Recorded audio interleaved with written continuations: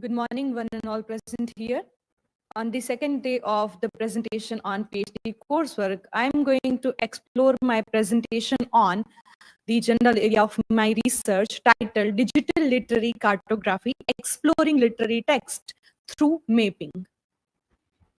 Here are some of the research questions that arises in our mind when we are thinking of the topic digital literary cartography itself. So the first question can be like, what is literary cartography? How can digital mapping tools enhance the analysis of spatial relationships in literary text? What are the advantages and limitations, pros and cons of using this GIS techniques in mapping this fictional and representing them and literary spaces? How does digital literary cartography influence reader engagement interpretation of a narrative?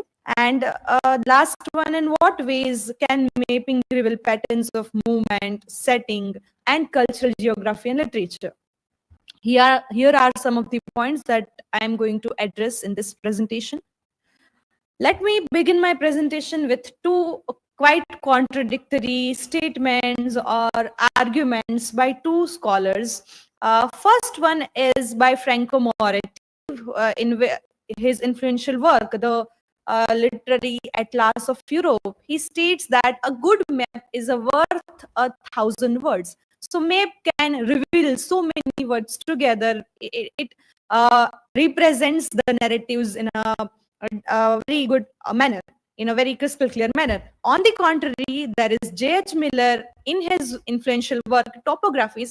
He states that the true ground, the its, is everywhere and nowhere. It can be located on no map. So I'm beginning with these two contradictory ideologies and try to interpret both of this in terms of digital literary cartography.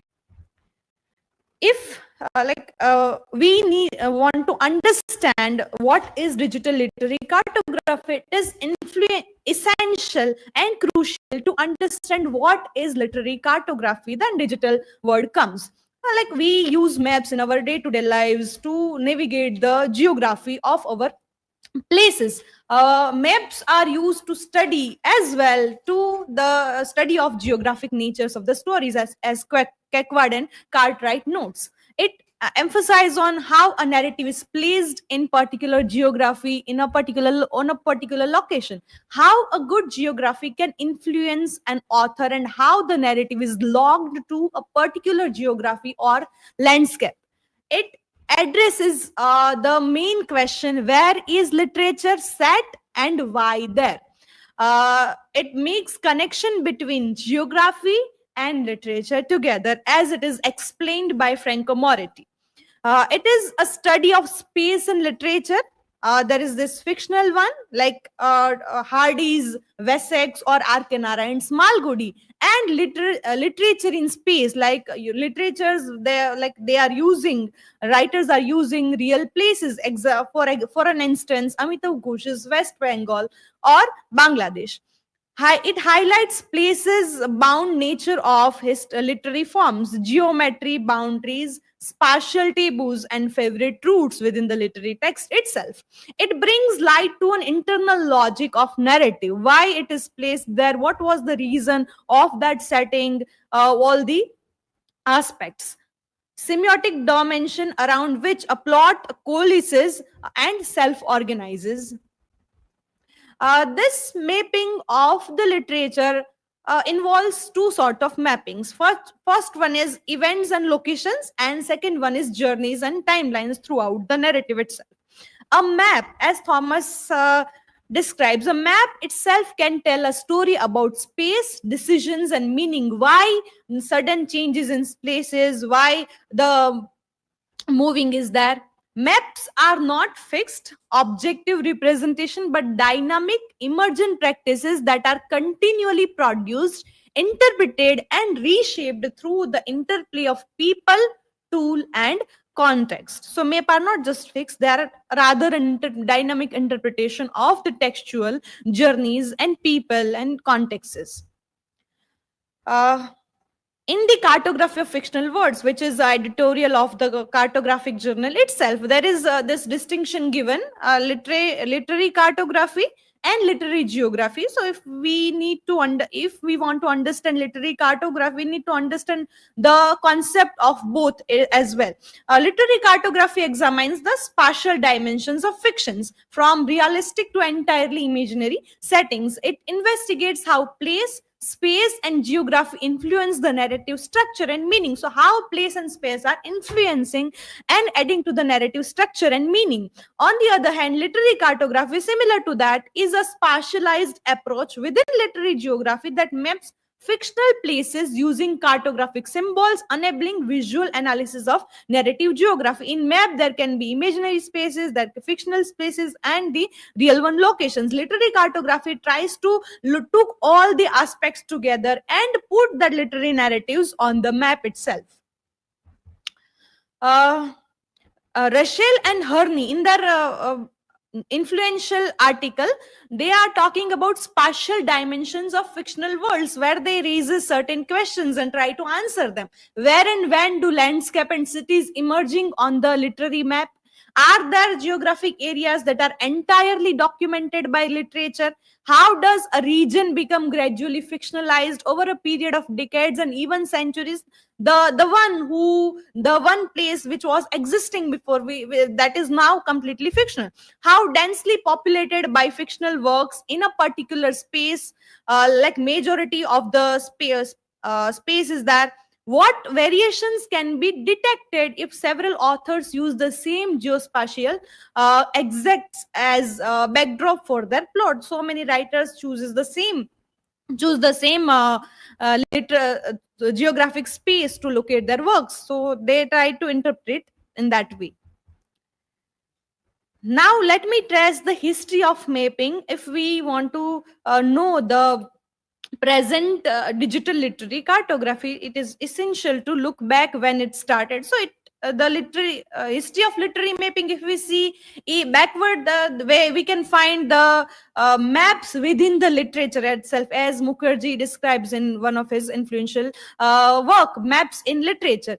But officially, in the early 20th century, the term literary geography was first used by William Sharp in 1904 to discuss how fiction engages with place. That this doesn't mean that earlier it was not there, but the term was coined in this century.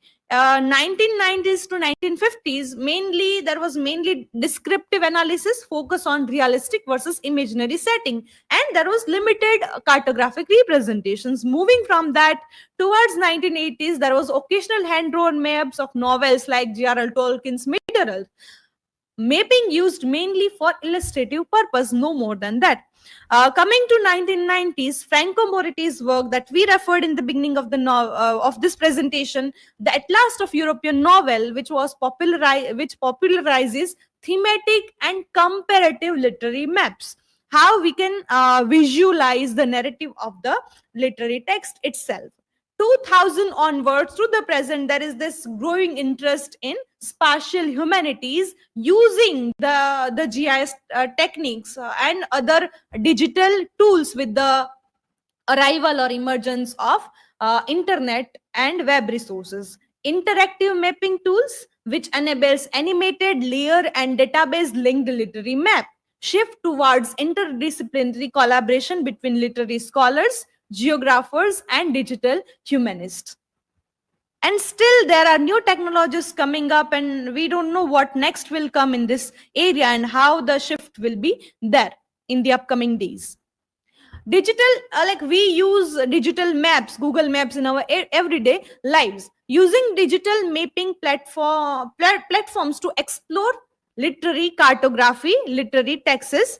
Digital literary mapping is still an emerging field, as we have seen in the previous slide.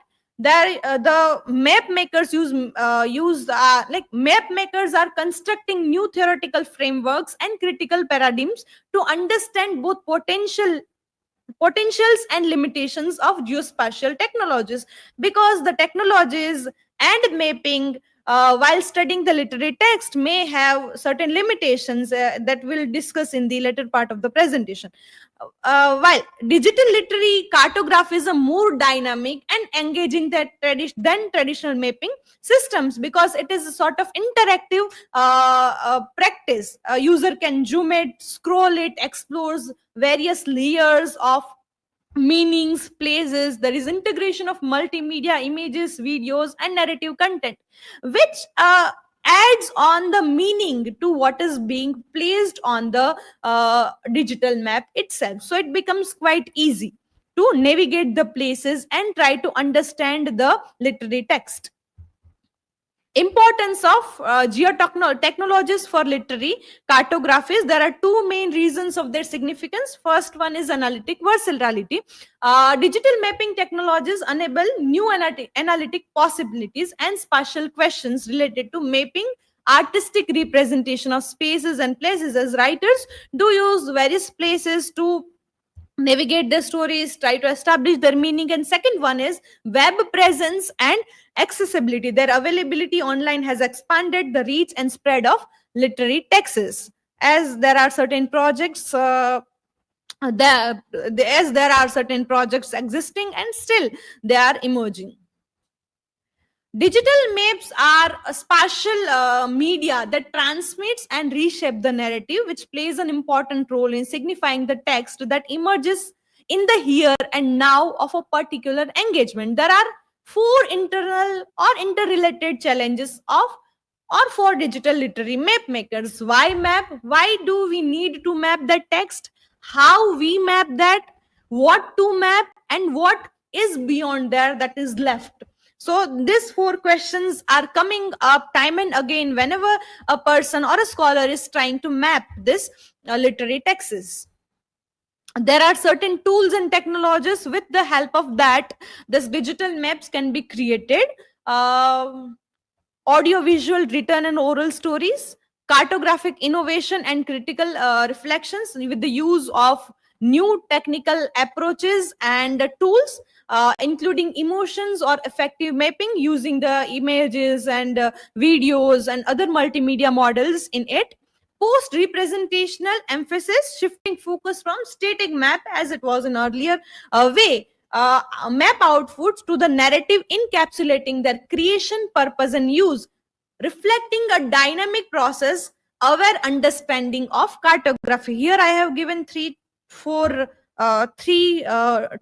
that I am right now exploring, which is Google My Maps. I have created from that. There is this ArcGIS as well. The platform is providing to map literary space or whatever map we want to create. That this story map is as well, but it is a bit complicated to navigate. Applications: how can we apply this digital literary cartography or this cartography or digital tools in literary studies? Literary mapping involves diverse communities, because as I have just mentioned that in this story map or ArcGIS, whenever we are exploring as not being a graphic designer or create or we can say the one who is having a sort of command over mapping and navigating those tools, it becomes very difficult to put the things down there. So it requires graphic designers, amateur readers, creative writers, journalists, and scholars. But this projects of digital literary cartography is a crowdsourced projects, allow user participation in data collection. So there will be people from different backgrounds, expertise, so they come together and they try to put the things together and try to create a map of literary work that can reflect the aim of literary mapping itself. There is this mapping of Lake District by David Cooper and Ian, and they discusses it about Thomas Gray and Samuel Taylor Coleridge's. So that project is also existing.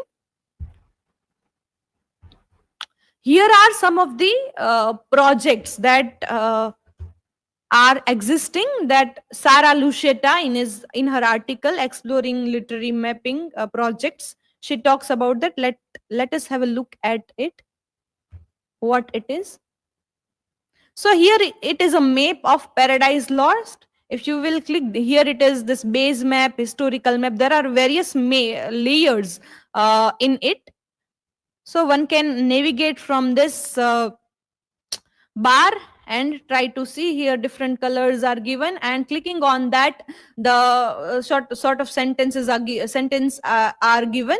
There will be this passage if we'll click. So it becomes very much easy to navigate all the things and try to understand the importance of that place, how the story is moving towards the moving towards, and vice versa. There is this other project as well, mapping emotions in Victorian London. Here also it is sort of Google My Map like.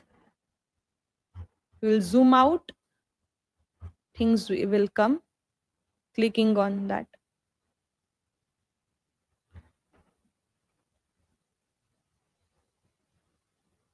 But the map of Paradise Lost is quite interesting to analyze in that sense.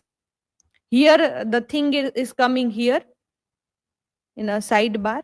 We can see that. And it is quite a collaborative project. The mapping of 1920s New York as well. Okay.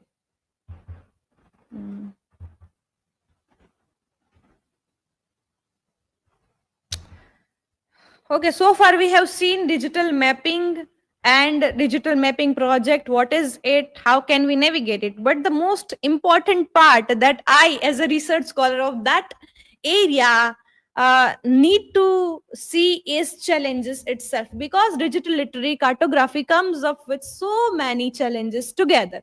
First one, as Barbara Pitta in his article, Spatial Uncertainties of Fiction, says that literary work has like lots of ambiguity and uncertainty in maybe in representing their stories. So it becomes very important to see that, or it becomes difficult to locate their place. Like we if we need to like just place Hardy's Wessex or Arkana Rent's Malgudi, or even if like when I was exploring the narratives or novel of Amitav Ghosh, there are certain places which are not existing right now, or the writer has writer may be used as an imaginative form. So it becomes very much difficult to navigate those places. Ambiguity in literature is valued for interpretation but problematic for mapping. So the major challenge is the ambiguity of places. GIS can handle some uncertainties, but literary cartography faces multiple uncertainty factors such as author's creative freedom, multiple names and terms for the same place, so it becomes very difficult, vague geographical concepts, variations in reader interpretations, and difficulties in representing fuzzy geographics. So all those factors that becomes very much difficult to navigate due to this factors. There are additional complications, like sometimes mapping increases ambiguity itself. Maps are not binding interpretations. They are tools for exploration and question generation. So here the other boundaries comes. Mapping is one stage in interpretation, not the conclusion. And we used to map the stories for the better interpretation of the story, how the places are there, why there, how they are contributing to the whole narrative of the story itself. Not it do not bring the conclusion.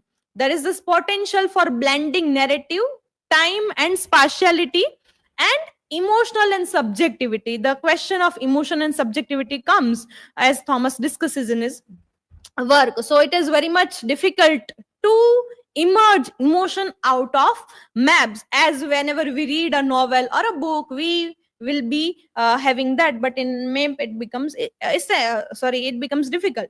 So we need to keep the point in mind that it is for interpretation, not for the conclusion. So it adds on our understanding, not it no, like it's not because of drawing the conclusion.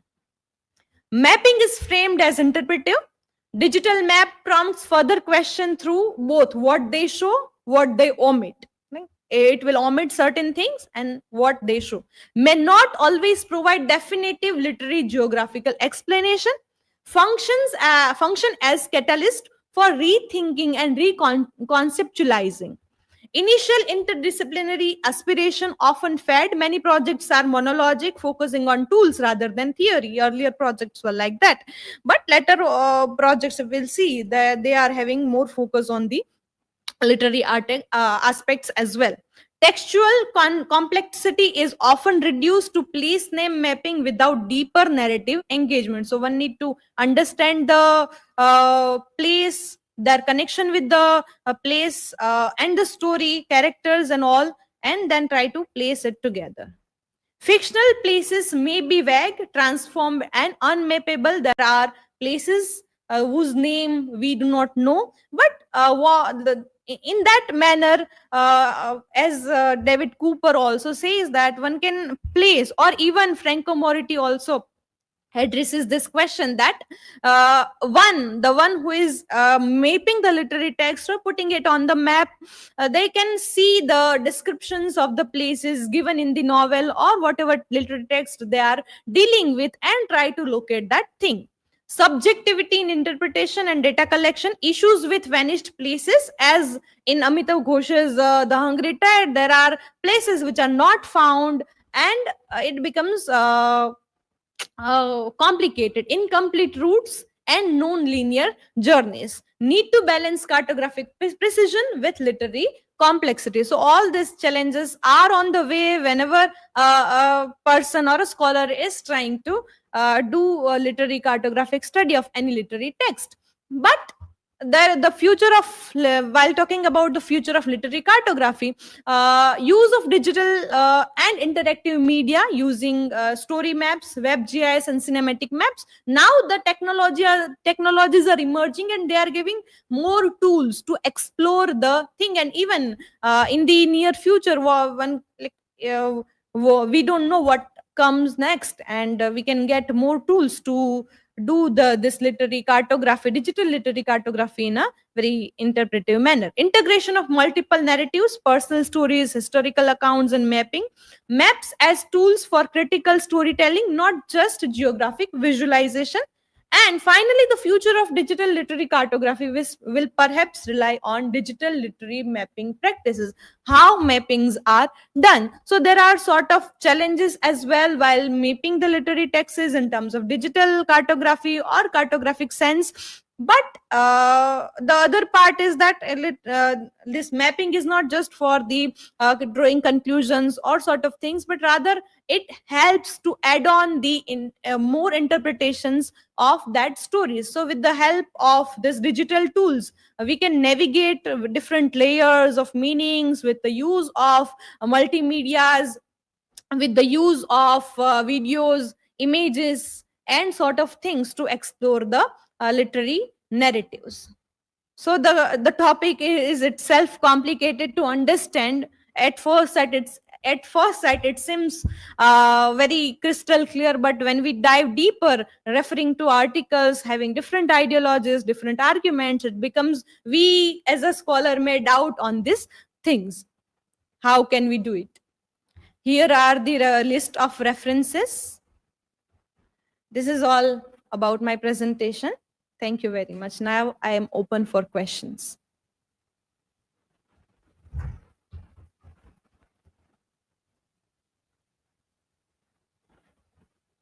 So my question is, have you found any authorial cartography where author is cartographing their own works? Unlike the reader-generated literary maps, does it make any difference? So far, I have reviewed the literature or maps. I haven't found any author contributing to the literary cartography itself. There are other people who are doing the cartographic representation of their work. So I need to explore it. It will make an interesting argument in my research as well. uh, Past ages, like when there were no digital things, then many times the novels used to put the maps also with that. So if you read Thomas Hardy's novels, so they used to give the maps where that comes with authorial intention, or the author also agrees with those mapping which is being published in those things also. So in many such novels where characters are moving a lot, the printed old style maps were presented even with imaginary places also, with the real places there. So that way, whether in the digital space now, the writers are trying to get involved or not, that can be investigated. Even in this maps in literature, this Kishan I'm also trying to see that as well. The main point you mentioned about how writers have used maps within their literary text. Yeah, it can be seen like that. Yeah, so if they have given a map in any form, it will be a printed text, it will be a printed map, it will not be a digital one. But what way, or even the map is not even printed, like it's not a picture, it's a verbal one. The verbal mapping also is being done. So that also can be seen as such. Novel like Da Vinci Code. There the idea is about verbal map, not the picture, but there is a quotation or a couplet of a poem, and that itself is a map. It is showing a direction to some place.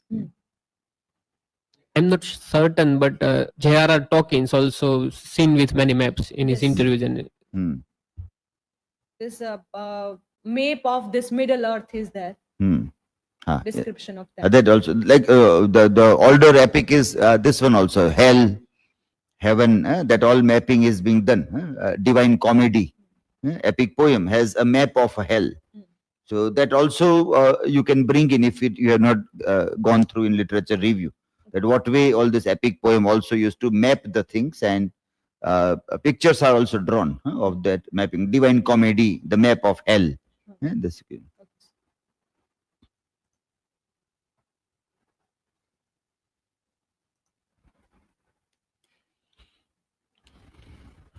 Trushali, my question is, how do you see the shift in the literary mapping from the history to the present time as new tools are coming?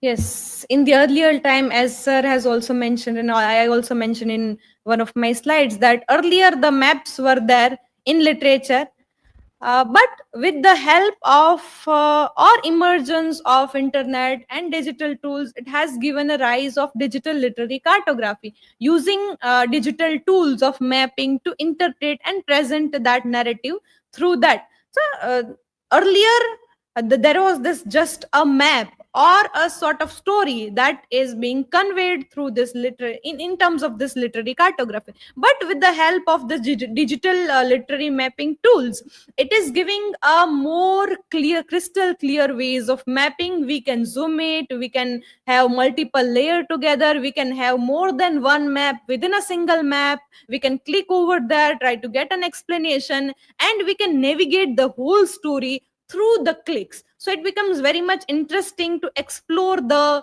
story or the literary text itself. So there is this shift in this literary mapping, and it is quite interesting as well to explore.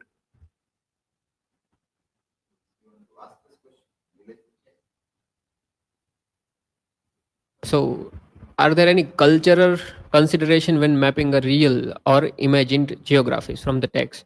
So, the cartographers are very particular about history, but are there any cultural considerations? See, as far as I have studied till now, culture is shaped history and culture. One of my point in my research is as well the connection between historical and cultural memory. History and cultural identities are the carriers of any place and space and any stories. So might be the historians may deny certain things, but as and when we are dealing with literary text, we need to map the real and imagined, both the worlds. So historical consideration. So the cultural aspects also like represent are also getting represented in that imagined geographies from literary text. Can you more specifically tell, because I'm unable to understand the question itself? Question is simple that while cartographing, the species are mapped as it was in the history, as it was in the novel or the work itself. But while mapping, do you find anything that they are also making a space for that place that was in cultural context, how it might have looked in that culture? So yeah, it is the integral part of mapping any literary text, because literature is all about cultural memory, and culture is interlinked with the literature. So literary cartography is not just about historical consideration. The cultural aspect is must is in the novels, short stories, plays, all those carries their memories and try to locate that, because each and every person has their story to tell within any literary text. So there is a deep distinction between that when historians and the mapping practices that are general, and when it is coming to literary cartography, it tries to put all the things together. Even this Thomas Hardy's West, if it is Thomas Hardy's Wessex, if it is Arkenarens Malgudis, the places are not even existing, which are the creation of the minds of writers itself, and even if they are carrying the cultural norms as well. So both the things are getting down. But when it is coming to literary cartography or mapping the literary text, cultural places are very much important. As in Amitav Ghosh's Gun Island, there is this shrine of Mansa Devi that we can not find on any of the islands. There are certain references, and I was going through the certain internet resources of the stories of Mansa Devi or shrine of the Gun Island. It is that, but we cannot really place the shrine anywhere on the Bangladesh. So we sorry, on anywhere in the islands of Sundarban. So we just need to try to see the locations described around that place in the novel or in the literary text, and try to interpret culturally and put that on the map. So in that way, this question can be seen. Yeah. So what needs to be seen is this, that if the narrator is making a character travel either on the road or flying or through sea route, there should be some meaning in that.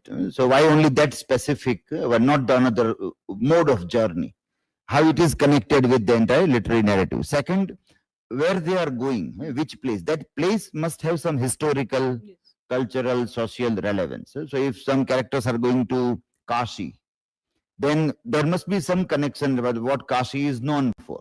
What are the cultural relevance of Kashi or any place which is historically relevant? So if people are going there, then is that connection there or not? As a cartographer, how do they read this space? And then comes imagined spaces also in that. So what way they try to read or connect, that needs to be seen in this case. Basically what you need to look at the things like the main research question will try to probe the relationship between space, text, and a meaning. So how are they connected? What is the space? Space, social space, cultural space, historical space, geographical space, everything comes there. Then there is a text and how the meaning, they interplay with each other. Then a kind of a claim that digital cartography uncovers hidden spatial patterns. So something that when I read only text as a words, then that pattern is not visible. But doing this reading makes some hidden patterns visible, which is reshaping the original interpretation. So that has to happen somehow in the research. If that doesn't happen, then again the research will not be able to make a proper space also. And third, which is a practical outcome which you can look for, that is when we join both this theoretical insights and practical outputs, how we can give a kind of a solution or a new kind of interactive maps where this is available. Like when we travel and we use Google Map or Maple India, a map, it will show there is petrol pump here, there is a restaurant here, that all. Now, if somebody wants to take a literary journey, so map doesn't show that this is a place where this author was born or this text is shaping here. That is completely absent right now. So one can say that this kind of researches of digital cartography can add one more layer to the existing maps. So when we go for satellite map, we get a satellite, we got only road map, then we got road. These are layers and the Google map. Now one more map is literary map. So when people are going across, they may come to know that on this road, so and so character has also traveled. Here they had a fight. Here they had a love. So that all also can be added. Also, some poets are living, writers have lived there. Then that also can come. So that can be some practical outcome. One can say that what is the relevance of your map? So you can say there's a huge gap. Now the maps do not have literature. One layer can be added. So this is the beginning with Amitav Ghosh. If there is a team of 100 people working on different writers, then the entire new layer can be built up, which will talk about a literary dimensions while people are traveling across the things also. So that way you have to think and move ahead. That what way you can do. So research question, hypothesis, and outcome in this way. Voyant tools you have not used. You gave 3 for example. Sir, actually in Voyant, when I was exploring that, I uploaded Gun Island, but there are only 2-3 places, only West Bengal was identified. So okay, so you are having a problem with that. So even that problems needs to be discussed. Say like, so some tools, why they are limited, why they don't express things in the proper, that also. And sir, even the tools I have mentioned here, like it is difficult at this place to navigate, as I was mapping this Gun Island as well. So while like mapping the routes, so we need to put some lines only. We cannot just give roads and all. So these early challenges are coming up in a way. So that you have to you have to work out image. If there are imaginary places, then you have to edit the map, and then you have to work on that. So where that place might be based on other descriptions. So then you locate that place there, and then you draw a line. You have to draw the map in that case. But sir, the way it is in the maps of like the map we are using in our day-to-day lives, all the roads and all the things, it is quite difficult at very first sight, because while I have mapped it, the journeys of gun merchant and all the characters in the novel, so we just need to put a straight line. We we don't know where they went, because in the novel they have just given that the character moved from West Bengal to Goa, then the islands of Maldives. So the route, we just put a straight line. We don't give all the curves, all the curves in the also, place. So these things are also happening. That also you have to work out, like what might be the route. So, but if the description of the route is not that, it is not important for us. If it might be important, then writer will station there. They will halt there. They will do something that will come. So then you get a point. If it is not, then for literary narrative also, that was not important for the writer. So that we can skip off. That we have to skip off. Okay, next one, next presentation.